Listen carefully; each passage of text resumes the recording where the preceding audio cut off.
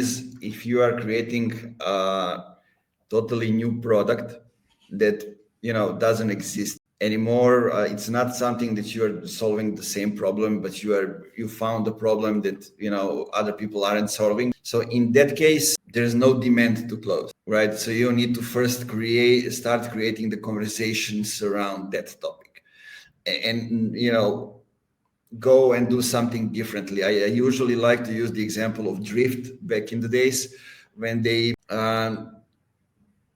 basically start organizing like offline events, dinners for product people, for executive, and listening what they were saying. And they were saying a lot of stuff. I have a problem with this, with this, with this. And they found out, okay, so they don't like forms on the website, right? So how do we call it nicely so we can actually create conversation around it? We call it conversational marketing, right? So what can we do to actually empower that and make people actually go and search for it? We write a book.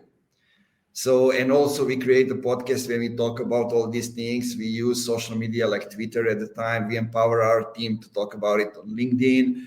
And then you have different voices, evangelism, basically conversational marketing, right? And it doesn't create only the thing for you. It also empowers others in the space, right? It's not something that you alone can do, but you need to involve other companies as well. So from that perspective, yeah, because if you do the customer research and you ask people, to give you feedback on what you want to sell, if they don't know that something exists, they cannot actually give you the information, right? And Sure. if you don't solve the problem, you leave them with the existing solutions that didn't solve the problem, well, they will be pissed off at you, right? So you will have to deal with that as well.